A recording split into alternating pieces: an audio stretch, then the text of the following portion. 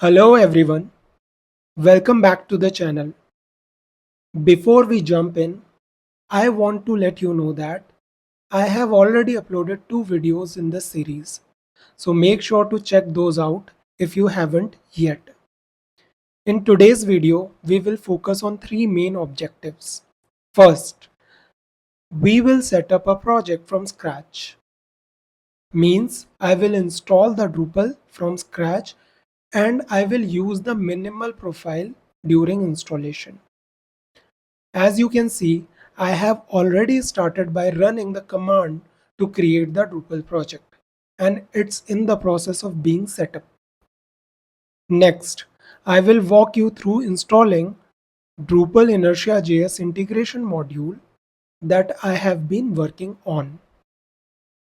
Finally, I will demonstrate a new feature added to the module to enhance project's functionality. With the setup already underway, let's get started. Now, I will access the project from the browser, and as expected, it prompts me to install the Drupal. I will select the minimal profile to keep the setup lightweight, and for the database, I'm going to select SQLite, a simple option for this demonstration. After that, I will follow standard steps like setting up the database and configuring the site. I finalize the setup without going into much detail, as the focus of this video is to demonstrate the integration of the custom module or the module that I have been working on for integrating Inertia.js and Drupal. Now that the minimal profile is installed, there are a couple of important things we need to set up to improve admin interface. First, I will enable the Claro theme. This gives us a cleaner interface, make it easier us to navigate.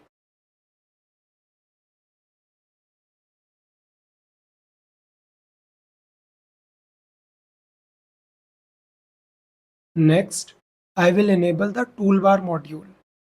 It will allow us to access the admin menu more conveniently and improve the workflow efficiency. With these two changes in place, the admin experience is much more user friendly. Now we are ready to move to the next step, that is to download the module that I have created to integrate Inertia.js and Drupal. To do that, first search for the Drupal Inertia.js integration module in the browser. Then open the link authored by RF. This is the module we will be working with. Then click on version control to get the URL of the module which we will need to install it. However, before proceeding, I want to mention that this module is currently in the sandbox mode. So you will need to check the documentation on how to install the sandbox module. It's important to follow these steps since sandbox module are handled differently than the full project. Following the instructions given in the documentation for sandbox module installation, copy the code for integrating the sandbox module and then paste it into the composer.json file at appropriate place.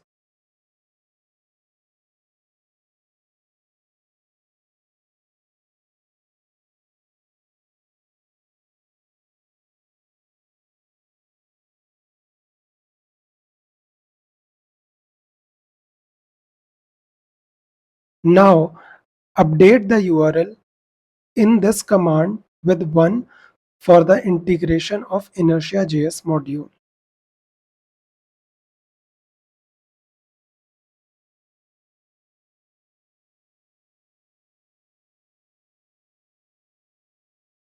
After updating the URL, it's time to test the settings and run the command to install the project.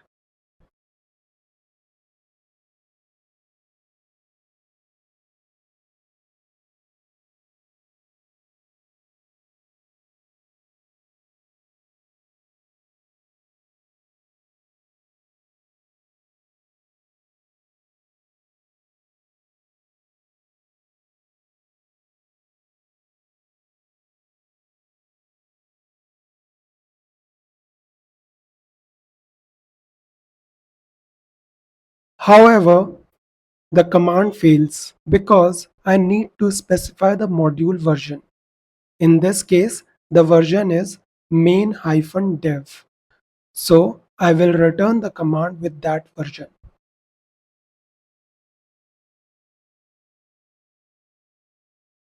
Finally, the module has been successfully added to the project. The next step is to install it through admin interface.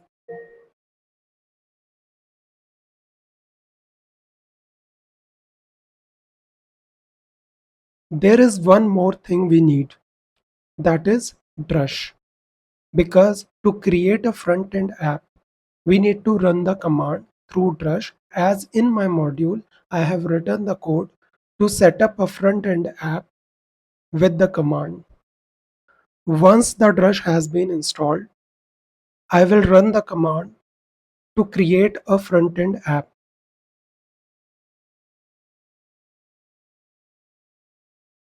The command will prompt me to enter the name for the app. Let's keep it front-end. Let the command complete its work, and once it's done, we can verify that front-end directory has been created in the root of our project.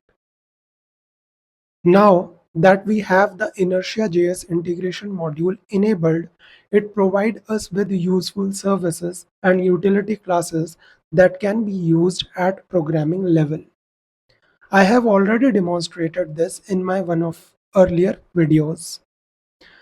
To use this new feature that I am working on, we need to enable another module called Inertia.js menu. I have kept this module separate to offer more flexibility. So let's go ahead and install it by running the command.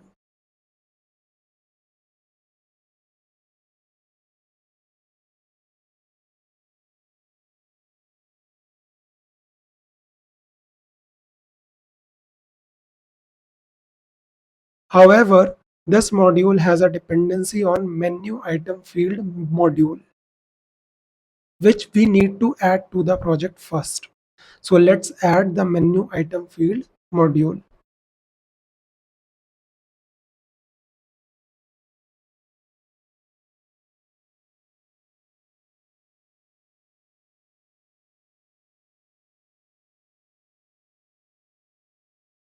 Once that's done, we can proceed to install the Inertia.js menu module.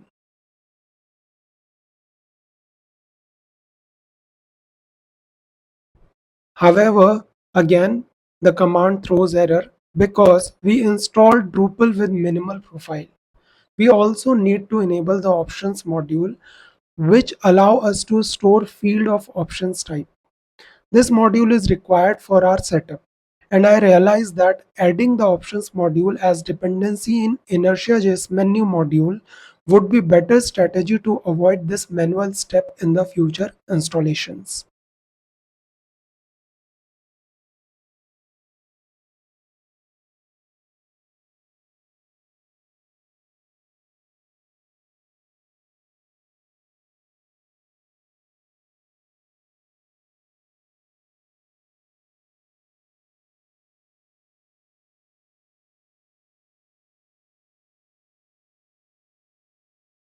With everything now in place, let's try installing the Inertia.js menu module again.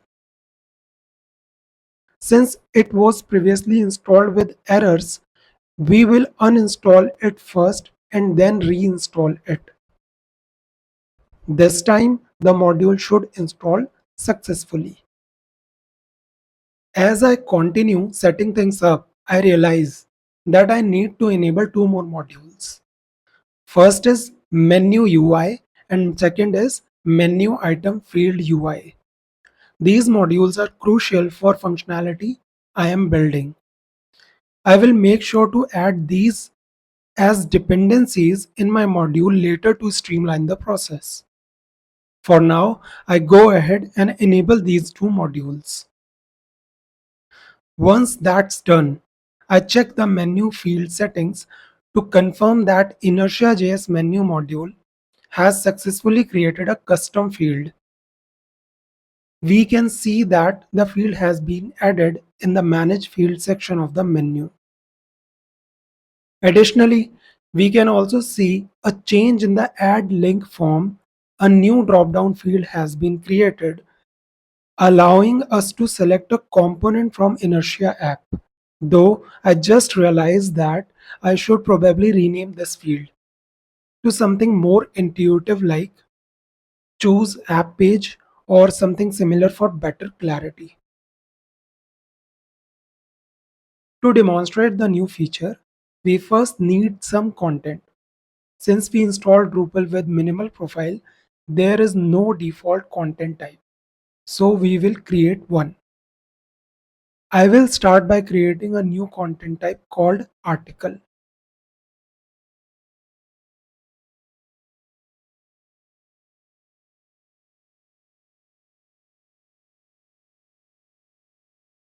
Next, we need views module to display content. So I enable both views and views UI module. Like the other module, I will add these as dependencies in my module for future installations. With that done, let's create two articles for demonstration purpose.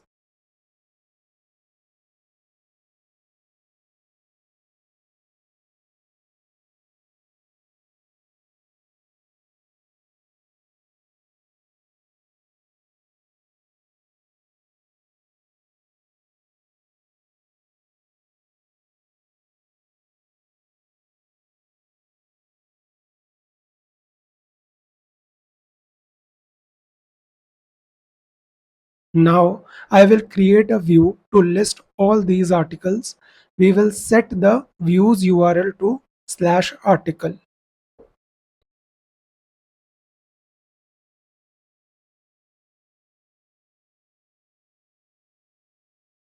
To customize it further, I will change the format from content to fields because these fields will be passed to the views component.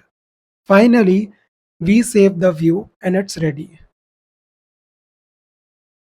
Now that we have the view set up, the next step is to create menu link with the path /articles, which corresponds to the view we just created. While creating this menu link, we need to select the view component that will handle the view data. However, we need to create a dedicated component for this link. So let's head to the code editor and navigate to the front end app. In the pages directory, I will create a new view page called articles.view.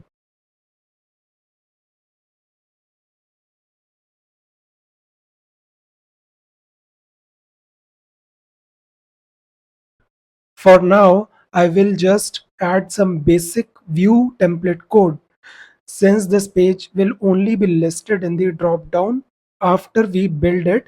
Let's go ahead and make the build.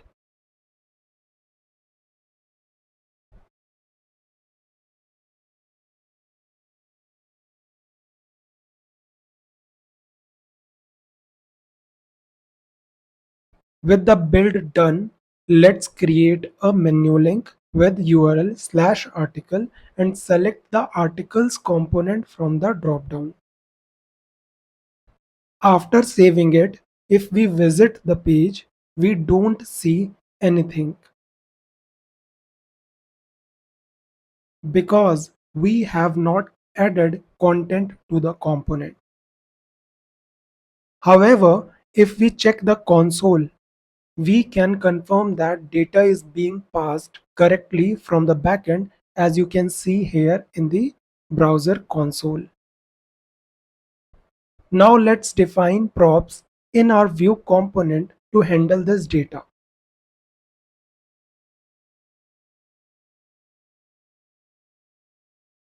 But wait, since we are passing a list of articles from the backend, we need to handle the entire list, not just the individual properties. So looking at the console again, we can see the articles are currently passed under the key page 1, which does not make much sense. Let's change this to articles for clarity. To do this, I will go back to the Vue settings and update the machine name of the view.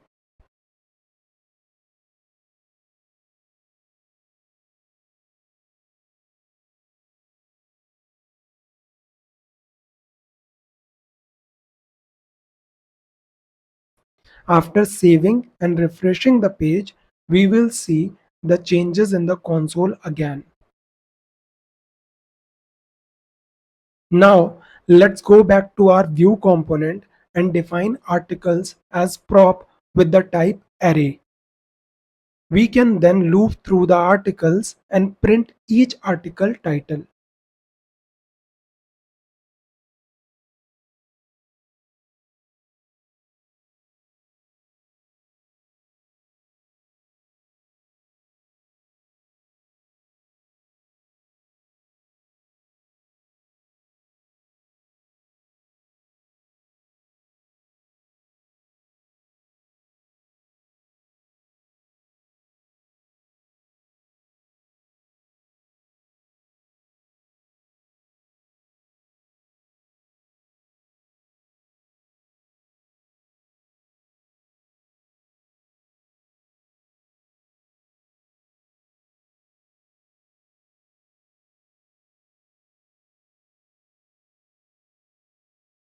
Once that's done, let's build the front-end app again.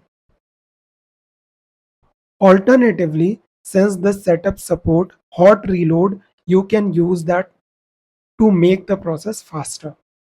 After refreshing the page, you will see that the title are displayed, although they appear in HTML format, which we can adjust from the backend.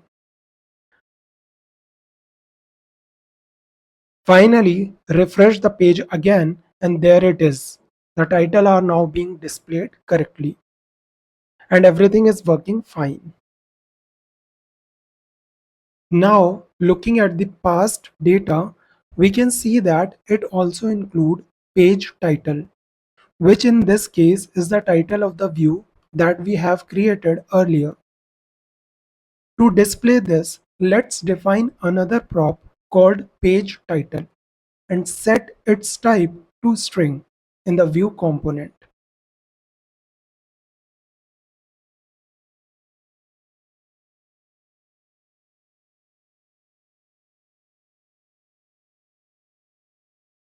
Next, we will use head tag provided by Inertia.js to dynamically set the title of the page.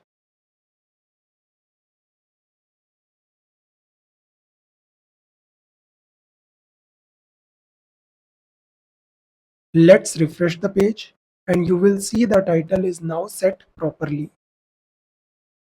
If we want, we can also change this title directly from the views setting.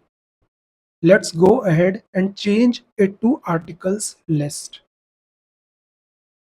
After refreshing the page, again you can see the title has been updated accordingly. Next, let's add another prop to our view component. But before we do that, we need to add a new field to our Drupal view.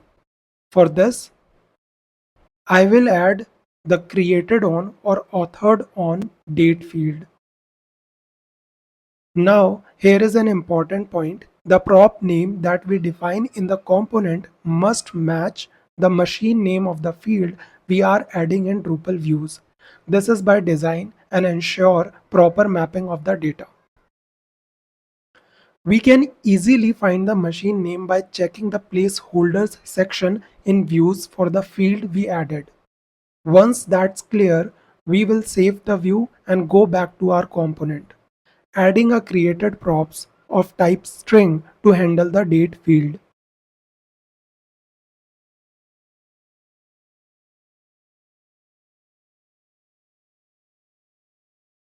After rendering this in the view template, we will refresh the page.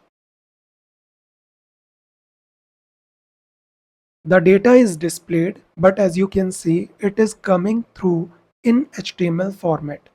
To clean that up, we will format the date to something simpler, like time ago, and I will also explicitly set the time zone in this view. Once saved, refreshing the page shows the updated, nicely formatted date.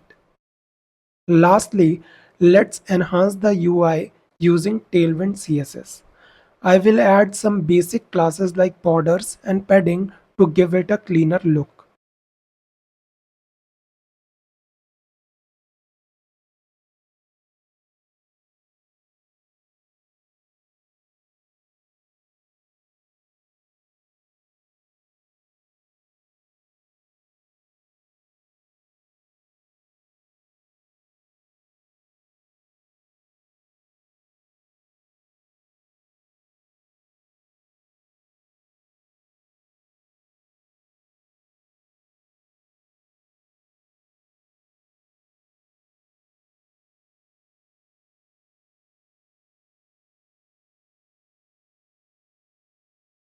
After refreshing the page, you will see it's looking much better.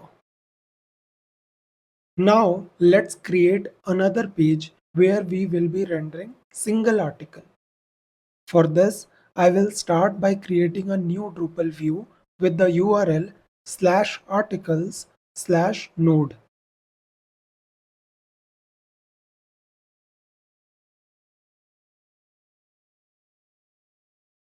Here, node act as a wildcard parameter to dynamically load individual articles.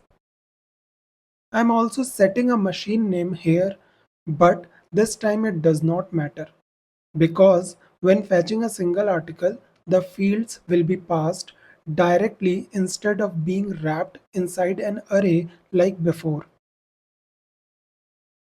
Next, I will add a contextual filter to retrieve the specific article based on the node ID.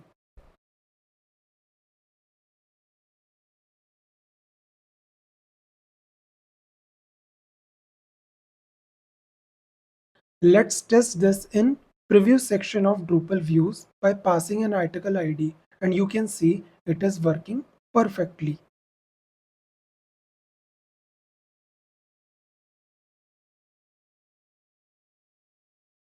After that, I will add another field, specifically the body field, and set the page title as article.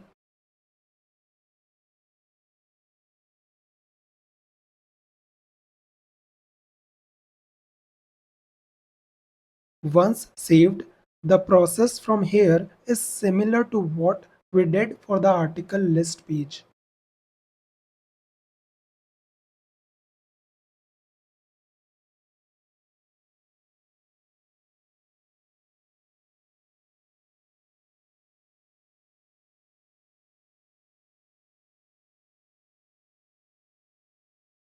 I will create a new Vue component named article.view in this page directory of the frontend app.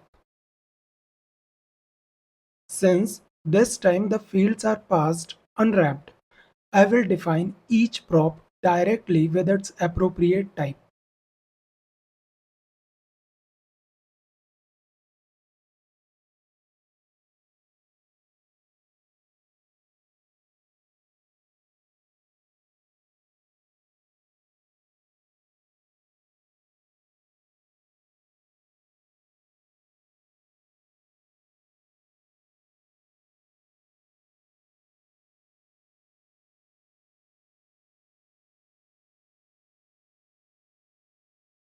Using these props, I will render the article detail in the Vue template. For the body field, I will use v.html to handle the HTML tags it might contain.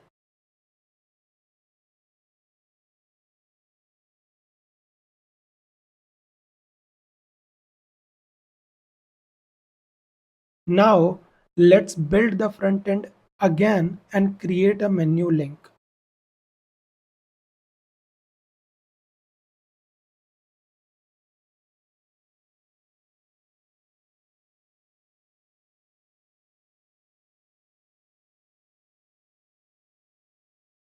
selecting this newly created article component to display individual articles.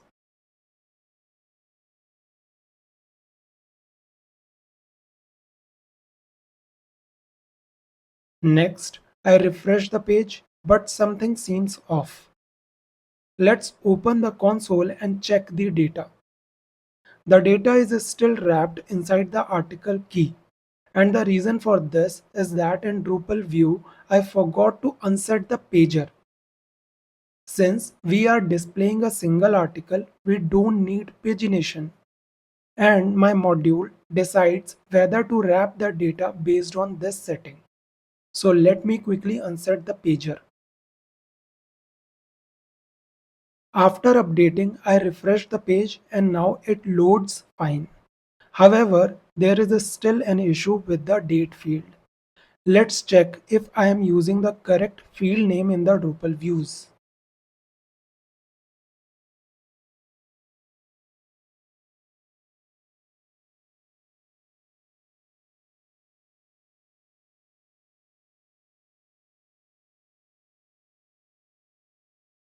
Well, it turns out everything is fine on the Drupal side. The issue might be in the view component. So let's check for a typo.